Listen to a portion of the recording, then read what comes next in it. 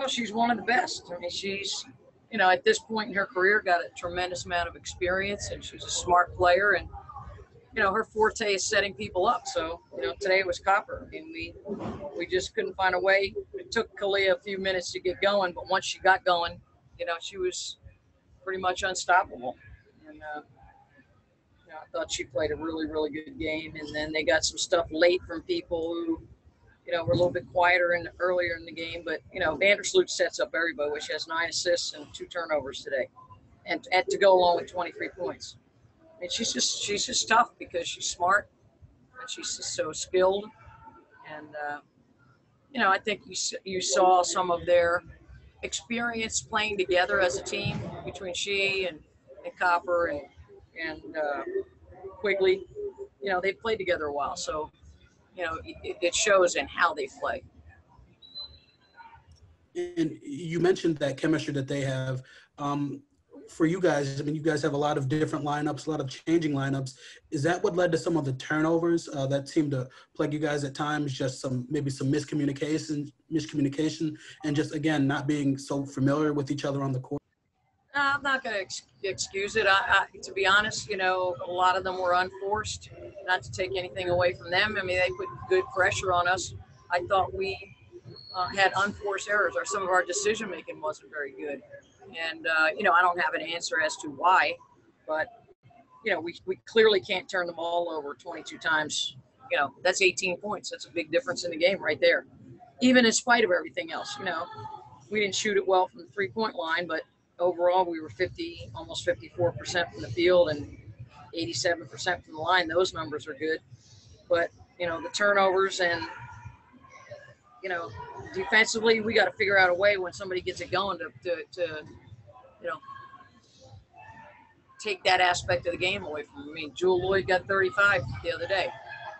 Today it was Kalia Copper gets 26. We just have to be better.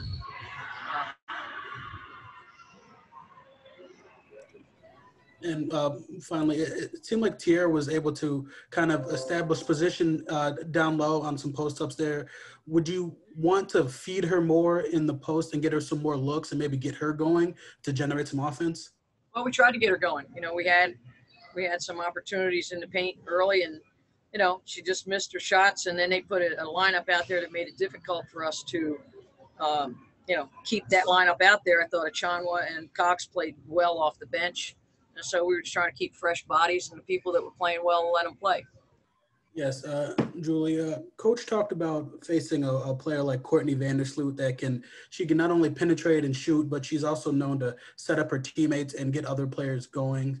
How difficult is it to stop a player with her versatility and just the overall versatility of the Sky when they have players like Cooper and Quigley that are not only capable shooters, but can also take you off the dribble? Yeah, I think it's really hard to play against her, but that's why we need to be a team on defense. We need a team defense, and that's what we were missing today. Because on the beginning of the game, the coach was asking to go under her to let her shoot, because we never know, because she's really dangerous when she goes to the basket and she can play for the team, as you said. So that's why we went under, but she directly shot the ball well, and so that's why we changed on defense. Second half, we did the same. We tried something else, so we tried different things, but we didn't really stop her. And when it's like this, then Chicago is really, it's like they're unbeatable, because everything goes well, and then up with Quigley you cannot help that much, so it's really hard to play against her. But we tried different things, but I think that we can just be mad at us. I mean, it's just one player, and I think that we have to be focused on ourselves, on our team, on what we did wrong today. And I know last game was a big win for you guys, but what was the main difference? Did you notice anything that you guys did well against Seattle that didn't transfer over to today's game?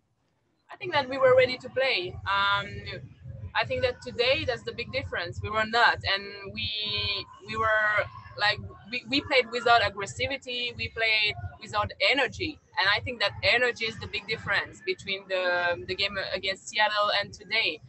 We started the game like like we were tired. But you know, everybody is tired. Everybody played the other day, so we cannot think like this. We just have to get ready to play against every team and just do our best. And yeah, I think that against Seattle, okay, we shoot well the ball. That's true, but we have to find something else when we cannot shoot the ball very good. We have to try other things, and if we want to win games, it starts in defense. We need rebound, we need box out, we need to play as a team in defense, and then our offense will get better. I think that's the big difference. I know you guys got off to a slow start tonight, and it seemed like it was like tough to consistently get defensive stops to make that comeback. What was it from your perspective? Why was it so hard to get stops defensively? I mean, for me at this stage, it's a pride thing. I think we have to know that other teams' guards are going to attack us every game. We've got to find a way to do a better job of dictating on defense. You know, we're letting people just go wherever it is they want to go, just flow through their sets. So I think we have to be a little more physical. Like I said, dictate and anticipate better. Instead, we're just reacting and we're late on everything. Hey, Zach, let me jump in there. Keem, you got questions for Candice?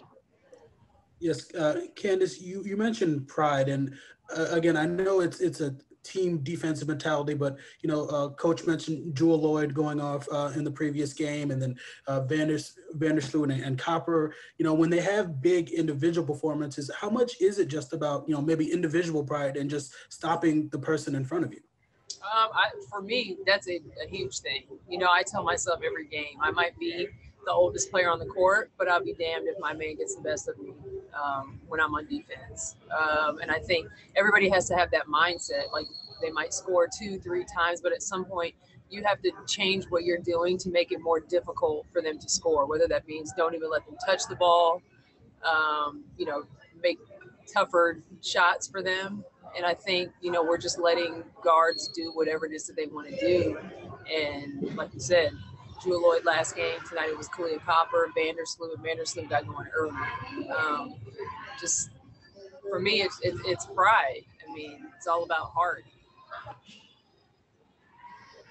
Anything else, Keem? Yes, and I asked Julie this question. Was there one thing that you guys noticed that you guys did against Seattle that didn't necessarily transfer over to today's game? Yeah, I thought we did a better job defensively. I think we played like a team on defense. Offensively, I think, you know, we ran our sets a little bit better. We were able to get open. Like tonight, Chicago just took everything away. They took us out of everything that we wanted to run. They were really aggressive, denying the wings.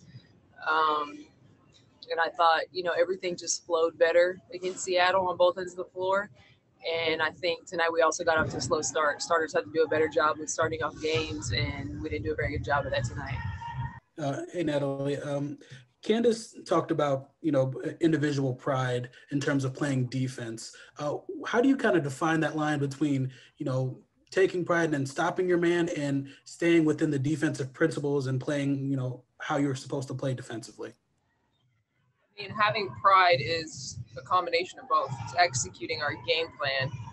It's having pride in knowing what we're supposed to be doing on defense and offense, and then having a little gut, like not allowing people to score on you or attack you or isolate you.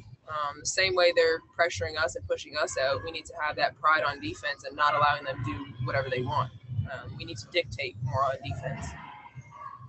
And again, is that just a mentality of just, you know, telling yourself that me personally, I'm not going to let my man get the best of me? Is that just is this almost a mental thing that you guys need to kind of come into each game with? Definitely. It's a team game at the end of the day. Like, we need to have each other's back, but first it starts with your individual assignment, whether that's offense, defense, whatever that is. Your mentality coming into the game, it needs to be take care of mine to make my team better. And then from there, we need to load up. We need to have help side. That's when we get into the fine details of team defense or team whatever it is. But first and foremost, you have to have pride in yourself in not allowing people to take advantage of you every day. Great. And finally, you personally, it seems like you're starting to get your legs back, and your jumper seems to be falling. Do you feel like you're moving better? And would you rate yourself at 100% right now? Yeah, I feel physically, I feel better. My hamstring's back to normal. Just like I said, the first couple games, I was trying to get my feet under me. And I feel like I'm just trying to provide energy when I come in. Just trying to give a spark off the bench. So that's where you're seeing me kind of run around a lot and just trying to give us a boost when I do sub in.